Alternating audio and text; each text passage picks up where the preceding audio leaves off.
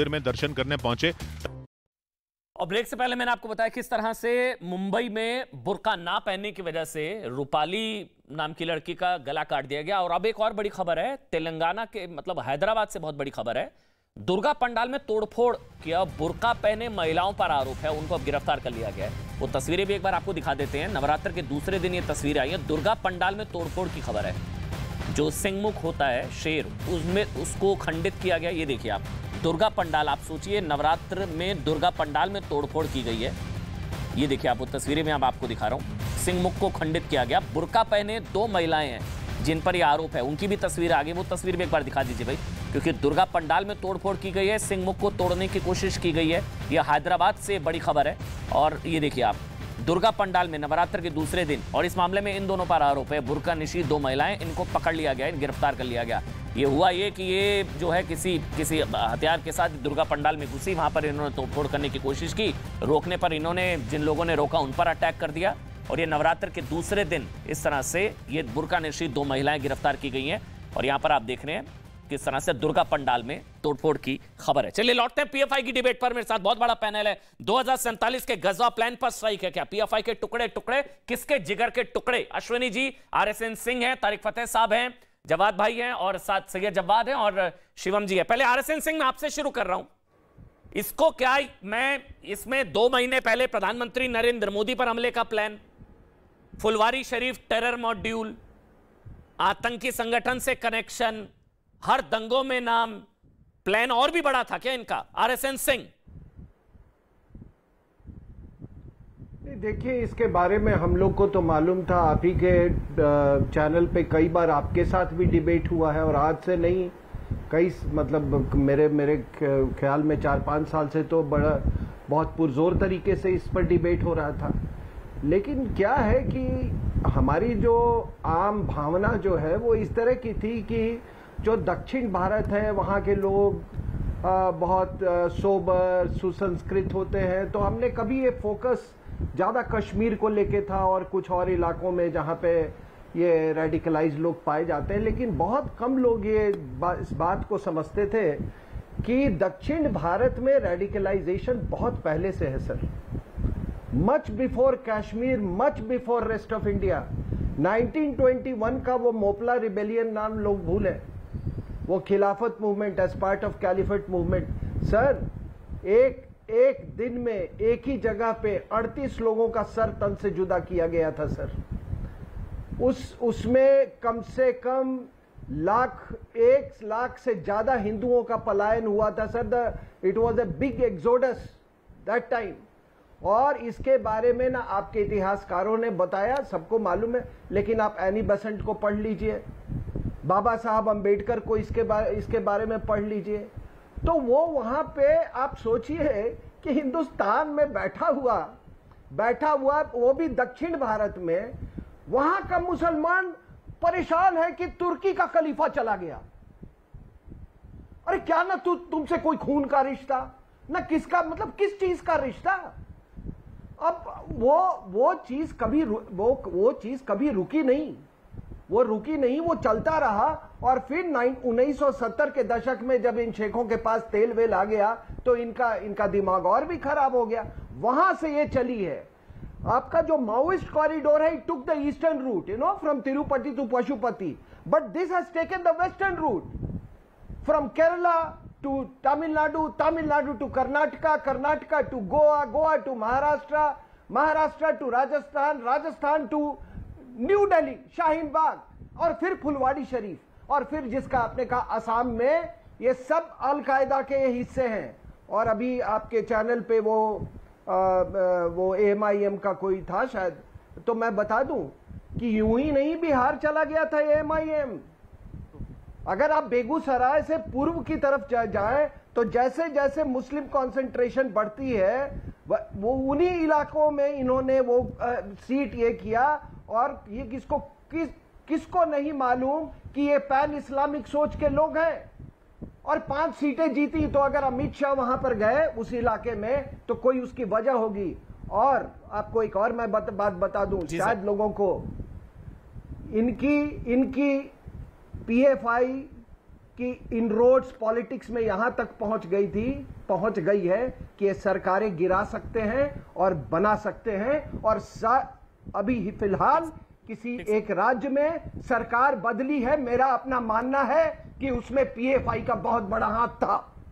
बोलिए जवाब, क्या बोलना चाहिए? उसको पीएफआई में का उसको बहुत बड़ा हाथ था। आपने बोल लिया, लगातार आप बोलते रहेंगे और सबसे कम अगर समय मुझको देंगे तो फिर लगातार नहीं दे पाएंगे। चुप कराएंगे ना, मैं हैंडल कराऊंगा, आप नहीं चुप कराएंगे, लगातार दे देंगे। अच्छा आप मुझको ये बताइए, 8 साल हो गए सरकार को, मुझे भी पता है इसका पॉलिटिकल पस मंजर, जो आपने अपनी कहानी और स्टोरी सुनाई, इसका पॉलिटिकल पस मंजर भी सुन लीजिए क्या है।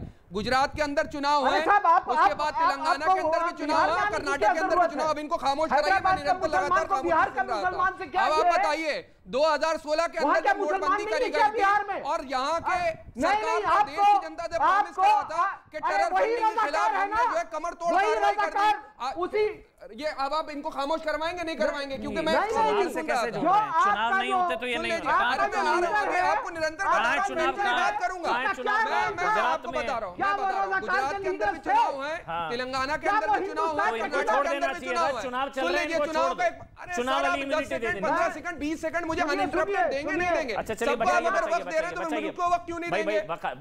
फिर मुझको वक्त देंगे ना तो मेरे साथ जाति क्यों करी जाएगी? अब रीजन मैं आपको बता दूं क्या है। बढ़िया से बचाइएगा पीएफआई वालों को। ना मैं पीएफआई को बिल्कुल नहीं बचा रहा हूं, मैं पीएफआई को बिल्कुल नहीं बचा रहा हूं, लेकिन सच्चाई में बयान कर रहा हूं।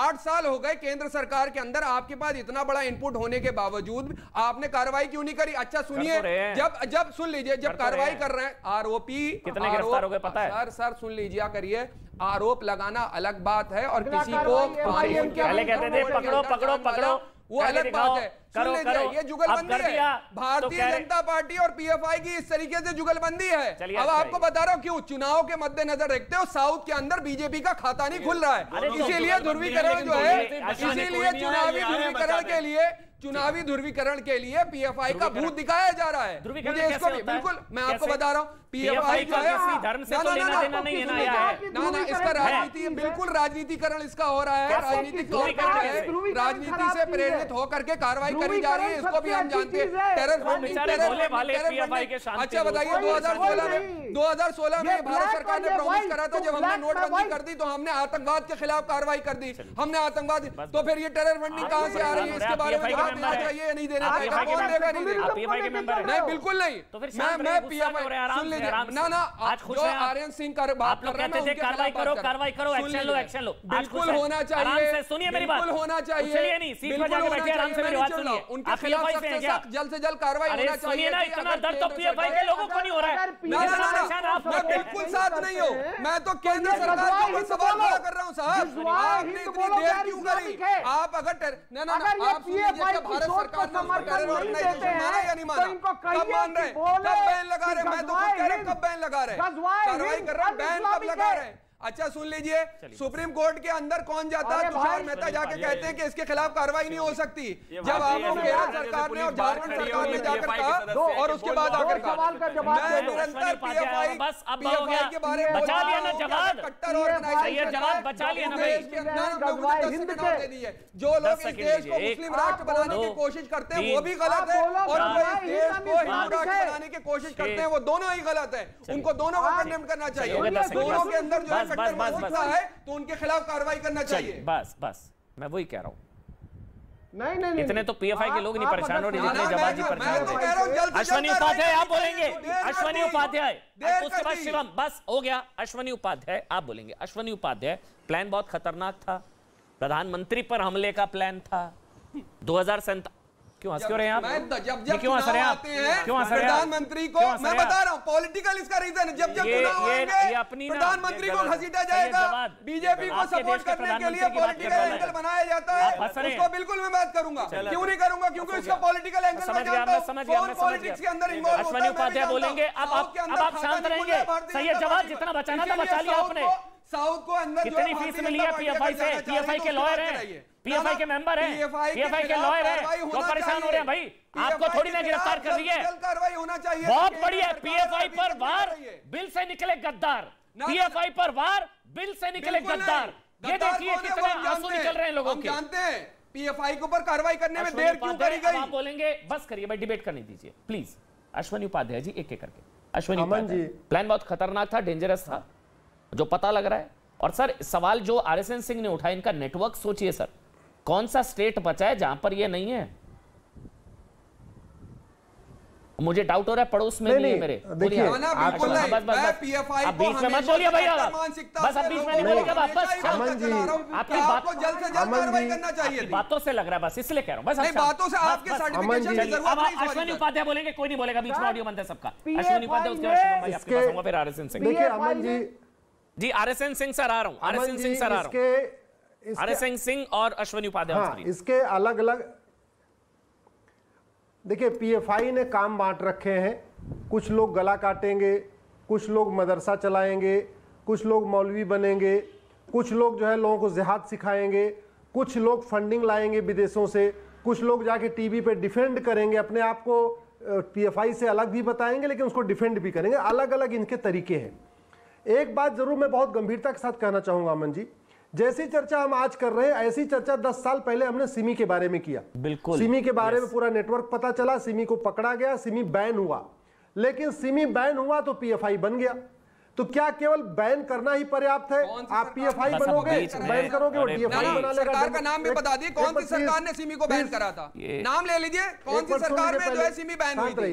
ना बता दीजिए आप बताइए कौन सी सरकार में बैन हुई थी? मुझे मत बुला, जवाब दीजिए। नहीं भाई शांत हो जाइए, ऑडियो बंद कर दीजिए भाई, यहाँ पर बस करिए ना। कौन सी सरकार में बैन हुई थी? बस करिए, रुकिए। सैयद जवाद ऐसे नहीं बोल, कौन सी सैयद जवाद, अरे जवाब शांत हो रहे नहीं हो रहे, अब आप शांत हो रहे नहीं हो रहे। गोल गोल जलेबी भैया बदतमीजी मत करिए भाई, भैया बदतमीजी मत करिए सैयद जवाद। मैं जो ऑडियो बंद करना पड़ेगा, पीसीआर यहाँ पर ऑडियो बंद कर दीजिए, अश्विनी उपाध्याय का ऑडियो दे दीजिए, ऐसे नहीं होगा। आप बताइए कौन सी सरकार? मेरा ऑडियो बंद, मेरा भी ऑडियो बंद कर दीजिए, सिर्फ अश्विनी उपाध्याय का ऑडियो, बस अश्विनी उपाध्याय का ऑडियो बस बचा लीजिए।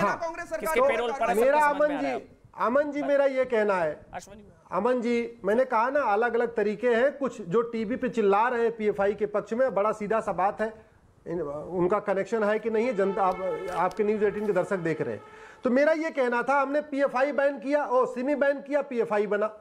पीएफआई बैन करेंगे डीएफआई बन जाएगा, democratic front of India. DFI बंद कर देंगे एमएफआई बन जाएगा, या कल को सीएफआई बन जाएगा। इसलिए बैन तो करना जरूरी है, लेकिन अगर आपको दुश्मन को जड़ से खत्म करना है तो सबसे पहले जरूरी है जवाद फ्रंट ऑफ इंडिया जो बैठे बन जाएगा, बहुत सारे फ्रंट बन जाएंगे। चलिए ऑडियो बस नहीं, बीच में मत बोलिए भाई। सैयद जवाद ऐसे नहीं डिबेट करते, प्लीज रिक्वेस्ट कर रहा हूं। इनकी विदेशी फंडिंग रोकना पड़ेगा, इनकी विदेशी फंडिंग रोकना पड़ेगा।